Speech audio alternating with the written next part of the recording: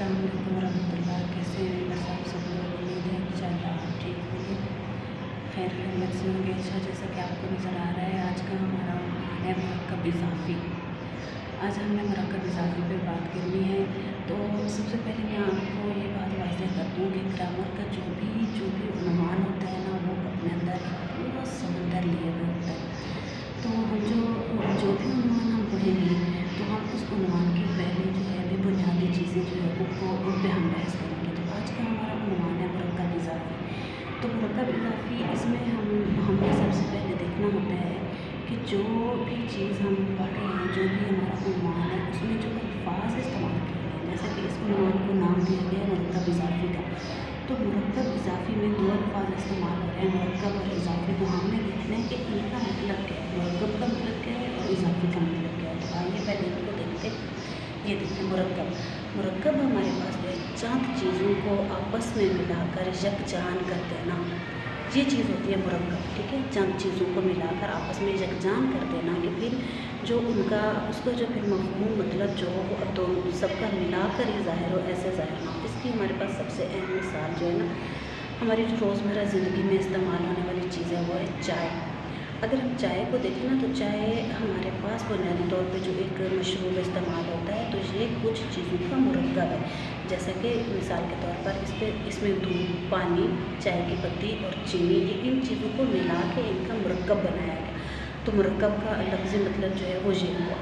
अब इज़ाफ़ी का अगर हम मतलब देखें तो इज़ाफ़ी जो है ये इज़ाफ़त से है। ये लफ्ज़ इज़ाफ़ी इज़ाफ़त से है, जिसका मतलब है ताल्लुक़ या ताल्लुक़ ज़ाहिर करना। यानी इसका मुरक्कब इज़ाफ़ी दोनों को मिला के अगर हम देखें तो इसका मतलब ये बनेगा कि अल्फ़ाज़ का वो मजमूआ जो आपस में उनका ताल्लुक़ ज़ाहिर करे, यानी आपस में उन अल्फ़ाज़ का ताल्लुक़ ज़ाहिर करे। ऐसे अल्फ़ाज़ जिनका आपस में एक दूसरे के साथ ताल्लुक़ जुड़ा हुआ, उनको हम कहेंगे मुरक्कब इज़ाफ़ी।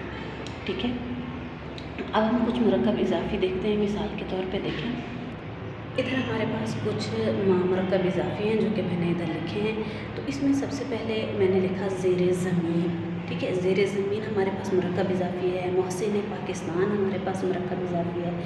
फ़ातिह ईरान, लश्कर कुफ़ार, मिल्लत इस्लामिया, ग़ज़वा बदर, मुहिब्ब वतन, मौसम गरमा, यौम ईद। इसी तरह ग़ज़वा के साथ और भी जो भी हमारे ग़ज़वात हैं, ग़ज़वा उहद, ग़ज़वा हुनैन वगैरह वगैरह। मौसम के साथ मौसम गर्मा के साथ सरमा, बहार, ख़ज़ां, यौम ईद के साथ और भी जो यौम आएंगे, ये सारे हमारे पास मुरक्कब इज़ाफ़ी हैं। अच्छा जी, हमने लिख तो लिया कि ये मुरक्कब इज़ाफ़ी हैं। अब हमें पता कैसे चलेगा कि ये जो अल्फ़ाज़ लिखे हुए हैं ये मुरक्कब इज़ाफ़ी हैं, इनकी पहचान हमें कैसे होगी? तो आप देखें, इन सब में एक चीज़ है जो कि मुश्तरका हमें नज़र आ रही है कि क्या नज़र आ रहा है इसमें। देखें, हम इसके नीचे पहचान का तरीका पहले पढ़ लेते हैं कि पहला लफ्ज़ जो इसका है ना वो मकसूर होगा। मकसूर यानी कि उसके नीचे ज़ेर होगी। दूसरी चीज़ जो है, जब हम इनका तर्जमा करेंगे तो तर्जमा में का और की आएगा। ये का और की जो है ना, दरअसल इज़ाफ़त को यही ज़ाहिर करते हैं, ताल्लुक़ को यही ज़ाहिर करते हैं। अब हम वापस आते हैं अपनी मिसालों की तरफ। ये देखें, जैसे कि आपको नज़र आ रही हैं हमारी मिसालें, ज़ेरे ज़मीन। अब अगर हम इसका तर्जमा करें तो हमारे पास क्या आया, ज़मीन के नीचे। ठीक है, तो ये इनका आपस में ताल्लुक़ हो गया, ज़मीन का ताल्लुक़ हो गया नीचे के साथ। मोहसिन पाकिस्तान का मोहसिन, फ़ातिह ईरान का फ़ातिह, लश्कर कुफ़ार का लश्कर। तो इसकी पहचान का तरीका हमारे पास ये मिल्लत इस्लामिया, इस्लाम की मिल्लत, ग़ज़वा बदर का ग़ज़वा, मुहिब्ब वतन का मुहिब्ब वतन का मोहब्बत करने वाला, मौसम गर्मा का मौसम, यौम ईद और ईद का दिन। तो ये हमारे पास इनकी पहचान का तरीका है। हमें पहचान कैसे होगी कि ये मुरक्कब इज़ाफ़ी है? सबसे पहले तो हमने देखना है कि पहला जो इस्म होगा, पहला जो लफ्ज़ होगा उसके नीचे हमारे पास ज़ेर आ रही होगी। कसर भी जिसको कहते हैं, कसरा अरबी में कहते हैं, उर्दू में हमेशा इसके लिए एक इस्तिलाह जो इस्तेमाल होती है वो ज़ेर है। तो उसके नीचे ज़ेर आएगी। जैसे आप देखें, ज़ेर के नीचे ज़ेर है, मोहसिन के नीचे ज़ेर है, फ़ातिह के नीचे ज़ेर है। इस तरह बाकी सारे आखिर तक जो है आप इनको دیکھ کے ان سے اندازہ کر سکتے ہیں۔